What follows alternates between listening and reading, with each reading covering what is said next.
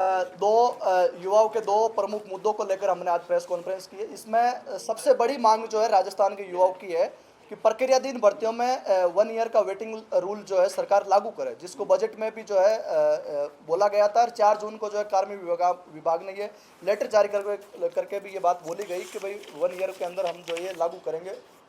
लेकिन सबसे ज़्यादा चतुर्थ श्रेणी जो 54,000 की राजस्थान की सबसे बड़ी निम्न भर्ती हुई, इसमें 20,000 के आसपास पद वीकेंड हो रहे हैं। जो चतुर्थ श्रेणी में जो नौकरी लग गया और पुलिस रीड पटवार वीडियो उसमें भी लग गया और वो उस भर्ती में जा रहा है, तो यहाँ पद वीकेंड हो रहे हैं। तो सरकार ने ये रूल किया था कि भाई वेटिंग लिस्ट जो है हम 1 साल के अंदर निकालेंगे। तो ये जो चतुर्थ श्रेणी सहित दूसरी भर्तियों के बच्चे हैं, ये मांग कर रहे हैं कि हमारा हक दिया जाए, हमारी नौकरी दिया जाए। जिसमें सबसे ज़्यादा वो बच्चे हैं जो गरीब परिवारों के बच्चे हैं, जिनकी रैंक जो है अच्छी रैंक आई हुई है, जो 1-1, 2-2 पॉइंटों के नंबर से रहे। तो ये चाह रहे हैं कि भाई सरकार नई वैकेंसी निकालेगी, हमारा समय खर्च होगा, उम्र खर्च होगी, और जो है सरकार के रिसोर्सेज फाइनेंस कितनी व्यवस्था लगे। इसलिए अच्छा अगर आपने रूल बनाया तो उस रूल को इम्प्लीमेंट कीजिए। और सरकार ये कह रही है कि भाई हमारे सामने कुछ लीगल इश्यू है और हम 4 जून के बाद जो नई भर्ती आएगी उसमें इम्प्लीमेंट करें। तो लेकिन सर साहब 4 जून के बाद नई भर्ती नहीं है, सबसे बड़ी भर्ती चतुर्थ श्रेणी की पड़ी है, उसके में इम्प्लीमेंट कर दो। और लीगल इश्यू है तो उसका समाधान भी हम बता रहे हैं कि भाई 4 जून के बाद जिन भर्तियों का फाइनल रिजल्ट आया आप उसमें इंप्लीमेंट कर दो, उसमें चतुर्थ श्रेणी ऑटोमेटिक आ जाएगी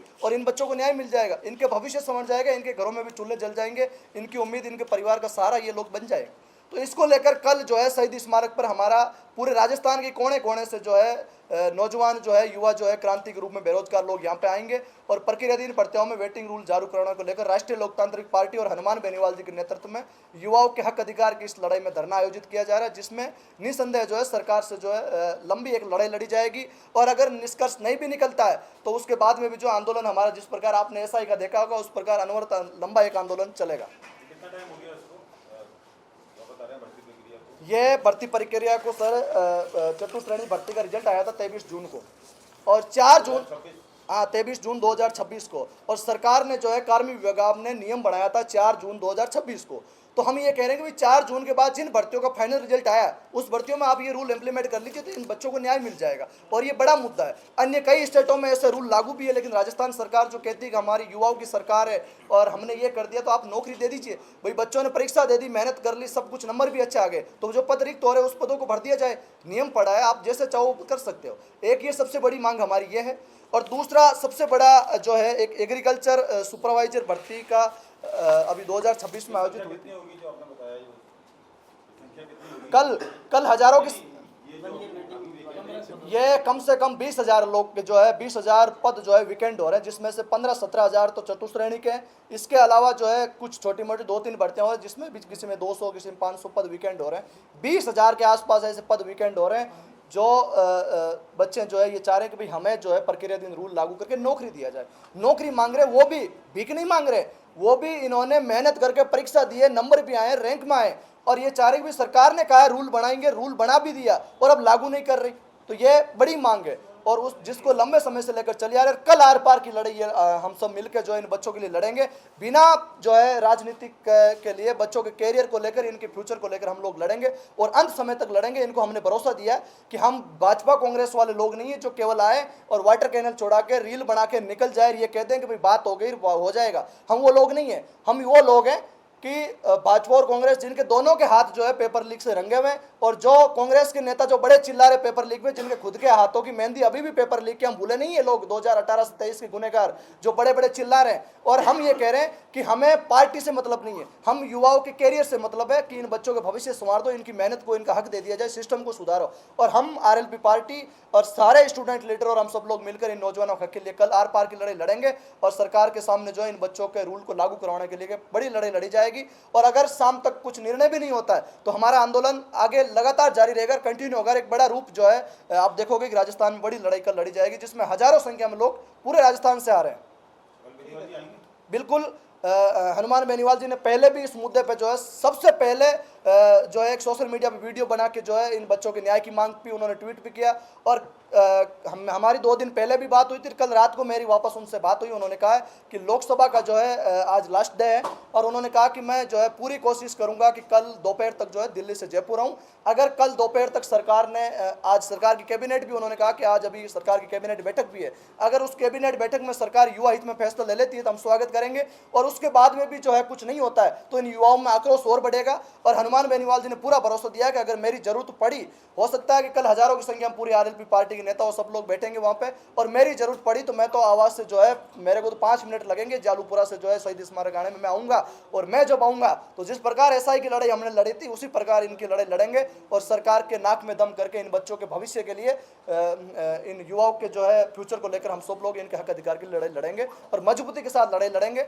ये है। और दूसरा हमारा एक सबसे बड़ा मुद्दा था एग्रीकल्चर सुपरवाइजर भर्ती 2026 जो अभी हुई है, जिसका भी 23 जून को रिजल्ट आया, और उसके अंदर बहुत बड़ा घपला हुआ है, चाहे हम ओमार घोटाला उसको कह सकते हैं या फिर पहले से जो है क्वेश्चन प्रोवाइड करवा के कह सकते हैं, जिसमें आप देखोगे कि ये 3 बच्चे जो एक ही परिवार के बच्चे हैं, जिसमें कोमल राठौड़ रैंक 399, राजकुमार राठौड़ रैंक 378, मनोज राठौड़ रैंक 371, और एक ही परिवार के बूंदी नैनवा के एक गांव के बच्चे हैं, और तीनों जो है बहुत ही 20-21 की उम्र के बच्चे हैं जिन्होंने हाल ही में 12th करके ये किए, और तीनों ने सोशल मीडिया पे पहले अपने रिजल्ट का फोटो लगाया, और जब ये मामला पिछले 3-4 दिन से विवादों में आया, इन्होंने पूरे सोशल मीडिया से अपने फोटो भी हटा लिए, गायब हो गए, और ये तीनों बच्चे फर्जी है एक ही परिवार के। आप इसलिए लगा रहे हैं कि हम लोग भी स्टूडेंट रहे हैं, और हमने भी कई सारे एग्जाम दिए हैं, आरएस मैथ्स लेवल तक के एग्जाम हम लोगों ने दिए हैं, एसआई में फाइनल तक हम लोग गए हैं। तो मैं इतना कह सकता हूं कि सर एक केस या 2 केस में हो सकता है कि एक ही घर से 1-2 लोग लग जाए, लेकिन 15-20 परिवार ऐसे हैं जिसमें एक ही घर से 3-3, 4-4 बच्चे सेलेक्ट हो गए, 2-2 बच्चे एक ही माँ बाप के जो है दोनों बेटे बेटी सेलेक्ट हो गए, और उनकी रैंक भी आसपास। सर नॉट पॉसिबल, वो भी इतनी छोटी भर्ती में 1100 पद होगी। सर 50-50 हज़ार की भर्तियों में नहीं हो रहे। जो चतुर्थ श्रेणी सबसे छोटी भर्ती, बड़ी भर्ती हुई थी राजस्थान की 54,000, उसमें सेलेक्ट नहीं हुए, जो इतनी निम्न श्रेणी की भर्ती थी, और इसमें ये कैसे सेलेक्ट हो गए? 3 बच्चों की जो फोटो आप दिखा रहे हैं, आपका कहना है कि एग्जाम से पहले ये जो रिजल्ट आया था उससे पहले इन्होंने लगाई? ये श्योर फर्जी है। इन्होंने रिजल्ट आते ही अपनी फोटो अपने सोशल मीडिया हैंडलों पर लगाई थी, खुशियां भी मनाई थी, लेकिन जैसे ही आसपास के लोगों को लगा कि ये सेलेक्ट नहीं हो सकते हैं, ये पढ़ने वाले इतने नहीं है, ये इतने मेच्योर भी नहीं है, कैसे इस पहली बार की भर्ती में सेलेक्ट हो गए, और सारों तीनों एक साथ, तो इन्होंने अपने सोशल मीडिया से फोटो भी हटा ली, और जिस कोचिंग ने इनका प्रचार किया उन्होंने भी जो है इनका पर्दाफाश हटा लिया। बूंदी की एक बड़ी कोचिंग थी। अब इसको लेकर क्या आपका कहना है? हम कह रहे हैं कि आरएसएस बोर्ड इस पूरे मामले का स्पष्टीकरण दे, इसकी जांच करे, और हम एसओजी को कह रहे हैं कि भाजपा सरकार से अब निवेदन कर रहे हैं कि आप कह रहे हो कि हमारे कार्यकाल में कोई भी घपला या घोटाला नहीं होता, लेकिन ये बड़ा स्कैम है जो आप अपनी नाकामयाबी को छुपाने की कोशिश करोगे। लेकिन हम ये युवा चाह रहे हैं कि भाई हम आरोप लगा रहे हैं, निस्संदेह ये पूरे सही आरोप है, और अगर आरोप सही है तो निष्पक्ष और पारदर्शी तरीका से एसआईटी इसकी जांच करे और दूध का दूध पानी करे, और आलोक राज जी और ऐसे लोगों का नार्को टेस्ट करवा रही है, इन बच्चों का नार्को टेस्ट करवा ले। मैं आपको लिख के दे रहा हूँ कि सर ये बच्चे फर्जी है, इनको कोई रोक नहीं सकता। ये बड़ा स्कैम चल रहा है बीजेपी के अंदर, और ऐसे कई एग्जाम्पल है साहब, एक एक सेंटर से बच्चे लगे, ये सारे जो है इसमें चिन्ह मार्क किए हुए एक एक परिवार से, ये आप देख सकते हो कि ऐसे कुल कितने हैं? कुल ऐसे सर 1100 पदों में से 400 से 500 ऐसे बच्चे हैं जो फर्जी पाए गए, और ऐसे ऐसे बच्चे हैं जो टॉपर्स रैंक आए हैं। और इसके अलावा मैं आपको एक बड़ी रैंक मैं आपको दे सकता हूं कि एक ही सेंटर से जो है इतने बच्चे सेलेक्ट हुए हैं जिनके रैंक आसपास है। कौन सा कोचिंग था ये? ये एक बूंदी का कोचिंग है, डीएलसी करके कोई कोचिंग संस्था है। ये लगभग जो है कई सारे बच्चे जिसमें मीणा, धाकड़, नागर, और ये सर्वाधिक 1100 में से हम कह रहे हैं कि 500 के आसपास बच्चे फर्जी लगे इसमें। इस कोचिंग के कितने होंगे? इस कोचिंग के लगभग जो है 50 से 60 बच्चे इस कोचिंग के, जिन्होंने 10-12 के नाम इन्होंने अखबार में दिए। इसके अलावा कई ऐसे बच्चे हैं जो इसके अंदर कंक्लूड हुए हैं। इसके अलावा ये पूरा लिखा हुआ है एक कोचिंग संस्थान का चयन, ये पूरी एक कोचिंग की लिस्ट पड़े जिनके रैंक आप देखोगे टॉप में 16, 17, 18, 19, ये बड़ा मसला है। और इसके अलावा दूसरी मैं सबसे बड़े घोटाले की बात करूं कि इसी रिजल्ट के अंदर जब कोई रिजल्ट की पीडीएफ जारी होती है सर, और आरएसएस भी बोर्ड से रिजल्ट की पीडीएफ जारी होती है, तो बच्चे का नाम या मदर का नाम, फादर का नाम या कैटेगरी का नाम एक ही फॉन्ट में होना चाहिए। लेकिन यहाँ पे जो है ऐसे कई सारे केसेज है जिसमें जो है बच्चे के नाम और फादर के नाम में जो है मिस्टेक है। जैसे इसमें बच्चे का नाम इस फॉन्ट में, मदर का नाम इस फॉन्ट में, फादर का नाम अलग फॉन्ट के अंदर है। ये कैसे हो सकता है? और कई 2 मामले ऐसे हैं जिसमें बच्चे का नाम है, फादर का नाम है, मदर का नाम नहीं। अरे भाई कैसे आपने मदर के नाम इसमें क्यों नहीं लिखा? क्या बाद में ऐड किया है कि क्या किया है, या बाद में पीडीएफ में कोई एडिटिंग की है आपने, या क्या हुआ है? अगर किसी की मदर की डेथ भी होगी तो नाम तो होता है। लेकिन ये इतनी बड़ी गलतियां जो है दिनेश बोर्ड घोटाले में कर रही है। और एक बच्चा अगर एक छोटी सी मिस्टेक कर दे ना, एक गोला भरना भी वो भूल जाए तो उसको उसके अंक काट लिए जाते हैं। वो गलती है। अगर उसके नाम में ओमार भरते समय एक छोटी सी मिस्टेक हो जाती तो उसको नौकरी से बाहर कर दिया जाता। और यहाँ साहब हमारी इतनी बड़ी गड़बड़ियाँ कर रहे हैं। रिजल्ट कब आया इसका? इसका रिजल्ट अभी 23 जून को आया था, और एग्जाम कब हुआ था? 18 अप्रैल को। और ये बड़ा घपला है। ये मैंने जो आपको कहा, ये देख सकते हो कि यहाँ मदर का नाम नहीं है, सब मदर के नाम है, इस बच्चे की मदर का नाम। कागज दे दीजिएगा भाई मदर के बिना तो मैं सर 13, 14, 15 और तीनों के रोल नंबर आगे पीछे हैं और पॉइंटों में भी रैंक में फर्क नहीं है सर। Not possible sir. हम मान नहीं सकते। एक केस हो सकता है, वो हो सकता है, लेकिन 3-3, 4-4 एक घर से। और दूसरा सबसे बड़ा जो मैंने अभी आपको थोड़ी देर पहले कहा था कि एक बच्चे का जब इन्होंने इस एग्रीकल्चर की जब फाइनल आंसर की जारी करी थी बोर्ड ने, उसके हिसाब से उस बच्चे के नंबर बनते 219 पॉइंट कुछ, और रिजल्ट जब बोर्ड का उसने अपने ओमार में देखा 215 नंबर बन रहे हैं। और जब वो बोर्ड के अंदर गया तब उन्होंने ये क्वेश्चन भी लगाए। जब उन्होंने वापस प्रतिक्रिया दी आलोक राज ने, कि आलोक राज जी से मुलाकात हुई, उन्होंने ये आश्वस्त किया था कि आपके रिजल्ट का अवलोकन दोबारा करवा कर आपको अवगत करवा दिया जाएगा। ये बच्चे के जिन्होंने अभी मेरे को लाके दिया हाल ही में, ये उस बच्चे का पूरा है।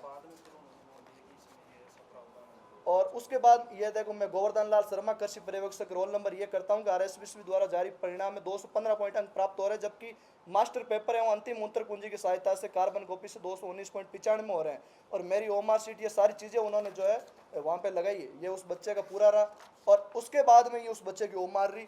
उसके बाद में जब ये बच्चा दोबारा वहाँ पे गया तो उस बच्चे को ये कह दिया कि दोबारा हम लोग जो है रीचेकिंग कर ही नहीं सकते, ये कोई रूल ही नहीं है ना कोई। अगर एक बच्चे को शक है कि भाई मेरे परिणाम में गड़बड़ी हुई है, आंसर की से इतने नंबर आ रहे हैं और ओमार में इतने नंबर आ रहे हैं, तो उसको न्याय क्यों नहीं मिलना चाहिए?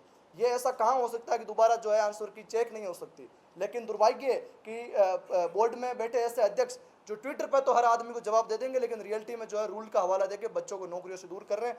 ये पूरा उस बच्चे ने जो है कर्मचारी चयन बोर्ड के सचिव को ये पूरी डिटेल है, इस बच्चे ने सारी की है कि जो है मुझे मेरा जो है फ्यूचर नौकरी दी जाए। ये सारा घोटाला है सर। ठीक है।